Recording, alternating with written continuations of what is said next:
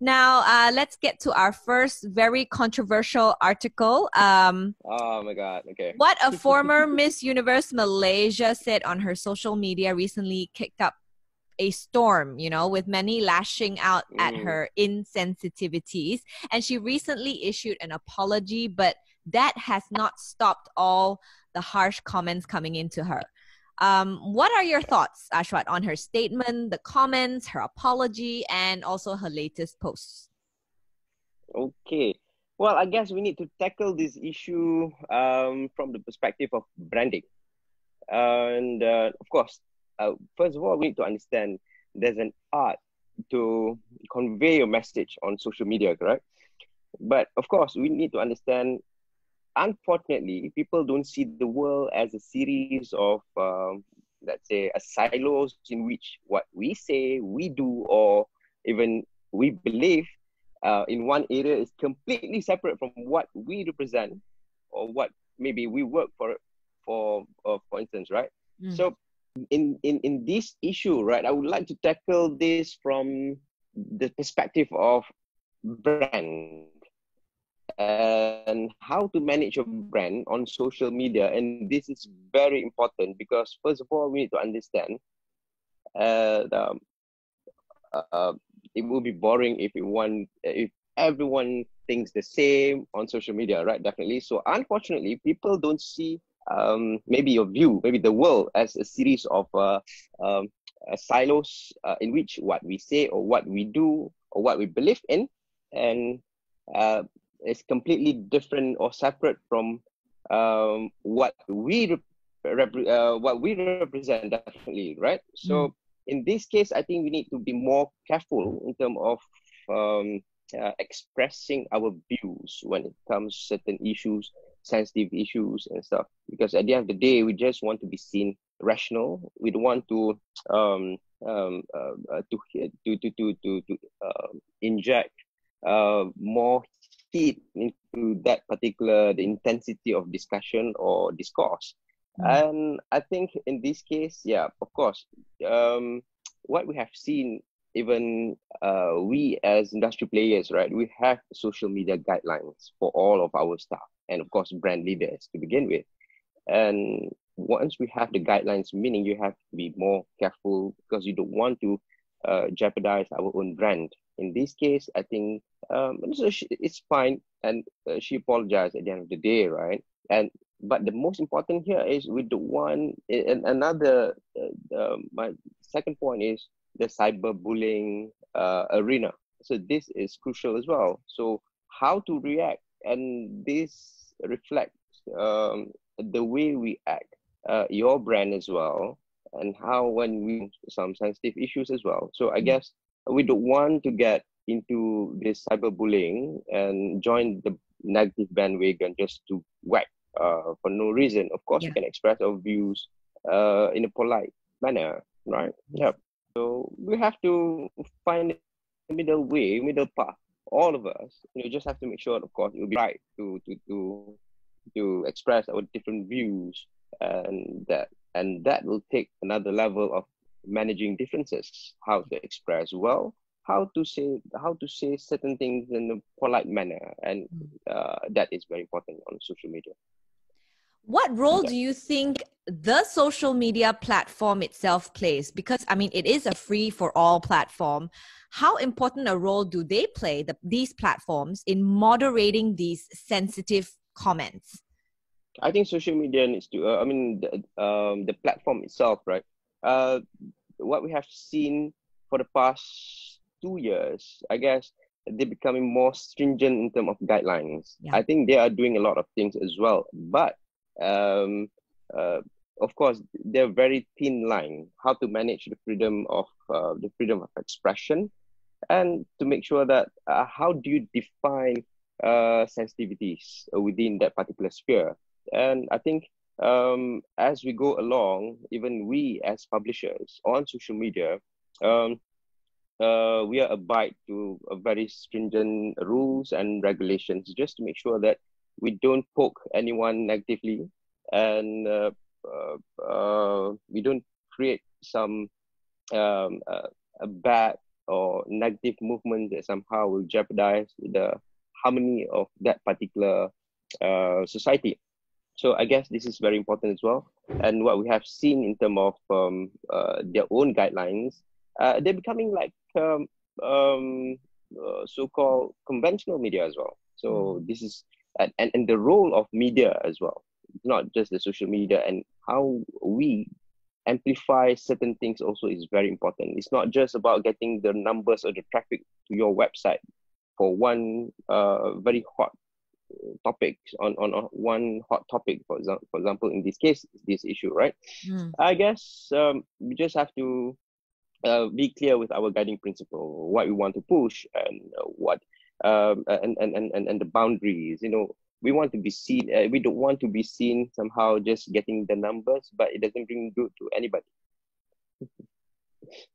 Yeah. So the media, the conventional media, also have to look at whether or not some stories are worth pushing just to get the numbers. Right. Yeah. Right. So it's not just about the numbers, but you have to, to distance yourself from certain things and make sure that we set ourselves apart from the rest in terms of the quality content, and also your stand into certain controversial topics, right?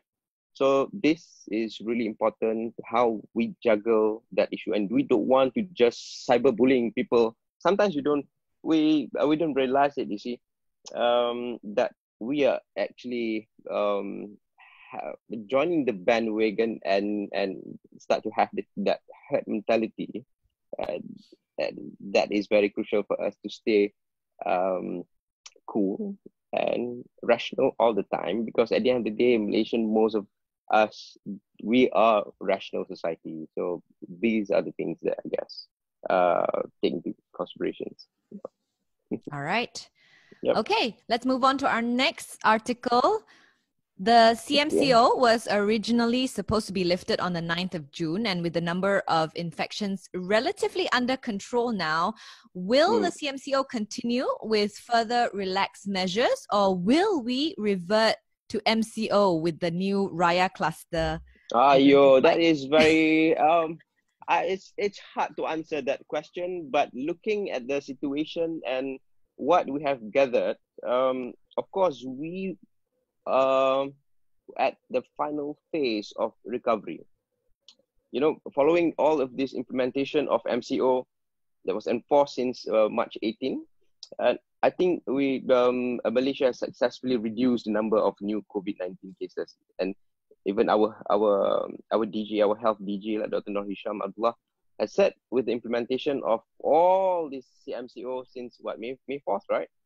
It has also reduced the infectivity rate, or the scientists used to call it they keep mention the R0, right? So this is very important, and I think in terms of the extension, it's quite important to extend to a certain period of time. Maybe we are looking into the other way of relaxing, because more businesses will be open, definitely. By looking at this situation, I think in terms of health, fighting this COVID-19, we are at the final phase of recovery. So I guess there will be another phase in which very important for, to all of us, especially the society, to make sure that we practice all the social distancing in order to make sure that we break the chain of this COVID-19. Yeah. So in your opinion, MCO will not happen again? I think it will. Strict MCO. Not strict MCO, but it'll be more relaxed, and definitely I think they're going to extend to certain period of time, but with more relaxed measures. Barber shop can be open. We can cut our hair. I think that is very important. Yeah. The discussion is ongoing anyway. So I guess, we shall see. We have another question actually. Why are the announcement always just one day before? I guess you need some time. Sometimes families need time, companies need time to, implement SOPs and things like that. So it's always a little bit like sudden. Oh, now we're extended MCOs or CMCO, and then the next day we have to extend. Yeah. Well, I guess the decision will be made upon the advice of Ministry of Health. In this case, our DG has said clearly, even a surge in the number of cases would not happen, and the situation would be under control if we, all of us, continue to comply with the SOP that's set by the government, of course. And I guess the CMCO, right? We are at this phase. The period will end on June 9, but we shall see how things go, because it's going to take some time in terms of understanding, because there are many factors, especially the increase in cases involving all these illegal immigrants that need to be tackled. Yeah. All right. But from a point of view of businesses and parents who are sending the kids to school, sometimes I think the big issue is having the announcement one day before doesn't give businesses enough strict black and white guidelines to like what can they do, what can they not do sometimes, isn't it? Yep. That's why I guess it's very important for each particular ministries to come out with a clear SOP, and all of them discuss at the meeting in the morning, right, at the government level, with our National Security Council. The most important here, and how are you going to give ample time for people to come back and make some changes, even businesses, right? So in term of what the period of whether we should prolong or whether we should extend it, I guess everyone here understand that we are living with this COVID-19. So every single SOP must be based on this reality, this new reality that we cannot run away. Definitely, this is what we call it, the new normal, right? So even not just at work, but also when we are outside, buying groceries, you just have to line up and also fill in the form, take the temperature and stuff. Yeah, that's the new normal. That I guess is fine. Everyone is getting into that, and I think we are adapting. And most important here is the economic. We just want to make sure that the recovery phase, we have 6 stages when it comes to economics, right? We have 6 stages altogether, and we are moving from stage 3 to stage 4, in which we are about to enter the recovery phase. So this is very crucial when it comes to especially the short-term economic recovery plan. Yeah. All right. Let's move on to our next article about the 5G spectrum allocation tender. Okay. So in the interest of transparency, of course, any type of government tender is generally revealed publicly. But for Altel, it was done in secrecy. Now, in your opinion, what do you think? Do you think it was the right decision to suddenly just U-turn this tender award? Well, in this case, right, it's for me, open tender. Let's look at the approach itself, right? That method of open tender is good. That's number one. Number two, open tender provides the best possible value for money. That's the most important part. So we need to understand the benefits of open tender. There are many. So it offers the greatest, I think, competition, and of course it has the advantage of allowing new and emerging suppliers, business to try and secure contracts. And this alone is good, because having a standard framework, and the most important here is whether we will know if that particular company are competent to tender for the particular project. So we want the best possible value for money. That's the most important. And I think open tender ensures healthy. So based on our discussion with some analysts, right, and also Transparency International Malaysia, right, open tender clearly ensures a healthy and competitive marketplace, which I think the companies can provide the best services or the best product, right? So suppliers will be encouraged to deliver on time, so they will adhere to the quality required and offer, of course, competitive prices. So I guess in this case, it's good. Even we, like an organization, even our business that subscribes to open tender system, shows the mark of, for me, the paramount of good governance. Yep. So what happened here, though? I mean, like at one point, it was just automatically given to Altel, and then suddenly, because of all the media hype and everybody was talking about it, suddenly it was pulled back.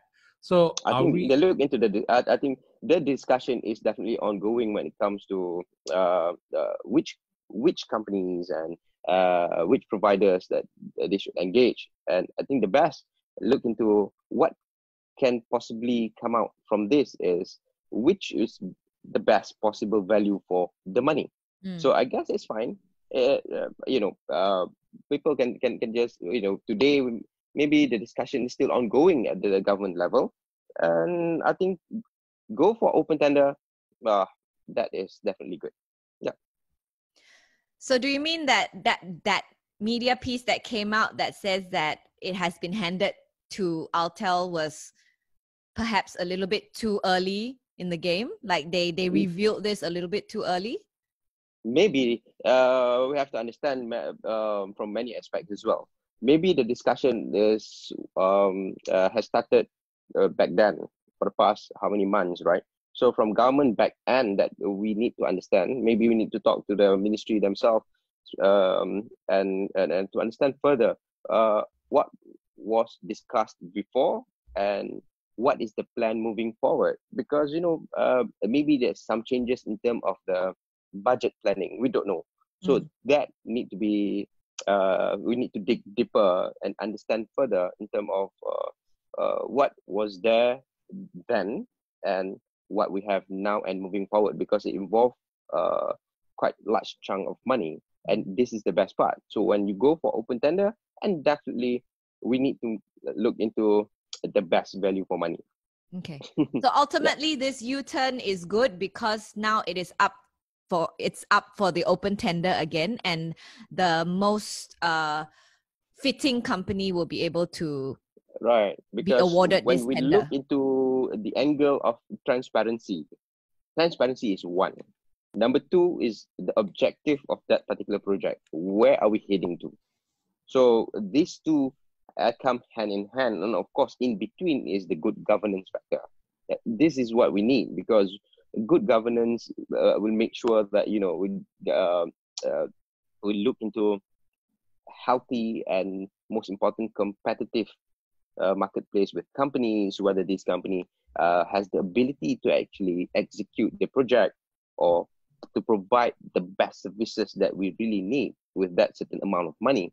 When it comes to this situation, right, because we are moving into the new normal with this COVID-19, there are many factors they are looking and many angles, and as well as across all ministries, not just communication. They have to relook at what they have planned before and moving forward from there. Maybe they need new plans and stuff, right? Yeah. No, well, yeah. All right. Guess... Let's get to the next article. These are the some of the guidelines on schools reopening here in Malaysia. So Ashwad, from what you've heard, what are some of the measures that are being considered when schools reopen? Well, Ministry of Health, working closely with Ministry of Education, definitely, to actually look into all the standard operating procedures, SOP, for school to reopen. Definitely the priority is the Form 5 and Form 6, right?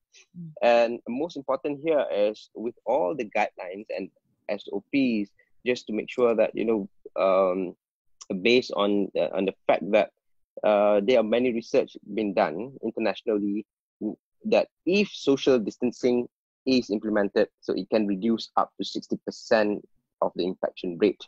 So this is very important, because we need to understand the fact that we are moving into the new normal, even for education, and kids need to go to school, right? So yeah, at this point of time, I think I could still remember how Dr. Noor Hisham, our DG, has elaborated on there's no vaccine at the moment. Yeah. So the best vaccine is social distancing.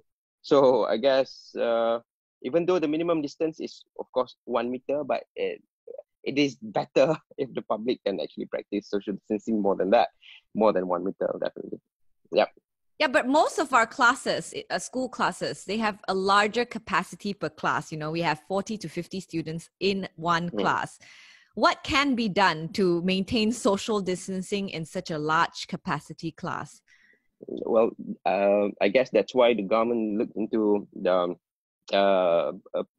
prioritize the Form 5 and the Form 6. So meaning let's say we have per class we have 40 students, right? So now we can only fit 20 students in one class. So that's why when we prioritize the Form 5 and Form 6, I guess it's better. But most important here is not just in the class, the journey from home, from point A to school, right? So along the way, how are we going to make sure that all of the kids, all our students can actually practice social distancing with all of these new normal? This is very crucial too, because they have to travel, they need to go on school buses, or they need to go on, so that's very important. It's not just in the classroom, but when it comes to schools, I think they have spoken about school canteens, for example, right? Students are not allowed to dine in at the canteen area. So, they will queue up 1 meter apart, pick up their food, and head straight to the classroom to dine. So these are the stringent SOPs that they have to follow. But that's an ideal situation to have. I mean, like their kids, though. Understood, right? You remember how we exactly. were back then, right? So that's why they only opened it to Form 5 and Form 6 for now. You're right. Test it out, and hopefully they are more obedient in a sense to all the SOPs, because they are older and they need to go for their examinations. They will come up with the detailed guidelines, definitely, and all of the detailed guidelines can at least be hope that people will follow all the SOPs from time to time until up to the point that we will see the vaccine. Yep. All right. Let's move on to our final article. Now, the short-term economic recovery plan for June to December 2020 will be launched by Prime Minister. What measures should be introduced to help the Malaysian economy? Oh, yeah. The short-term economic recovery plan will be announced by the Prime Minister later today. So I think the most important here is about jobs, right? The unemployment. And for us, editorially, Astro AWANI, we are looking into 4 categories. This is very important, in which number 1 is how to ensure, not how to ensure, it's more to how to reduce unemployment. Number 1, that's the most crucial element, right? And number 2, for us to look into the digitization and adapting the new normal. And number 3, how to ensure affordability. And number 4, of course, we have to look deeper into how to boost consumer confidence and also the investors' confidence. So this is these 4 are very important elements in providing all of maybe short-term economic recovery initiative. So we have to look into that. And also the most important is how to empower people and to propel our businesses. And of course, at the bigger picture, the macro economy, in which to stimulate the economy and to make sure that we actually can sustain, and not just sustain, the growth is there. So these are the areas that I think is very crucial: jobs, businesses, and stimulate the economy with these 4 pillars of umbrella that need to be taken care of by the government for the next 6 to 9 months. So I guess we shall see the announcement later by the Prime Minister whether these will be addressed. And because we need to understand, in terms of the economic recovery, like in terms of economics, we have 6 stages altogether. We are at stage 3 and moving into stage 4. And this is very crucial before we move into revitalize and reform. So with this initiative, we hope that we can actually support, because if you take a look at all of our interviews, right, people keep on talking about the wage subsidy.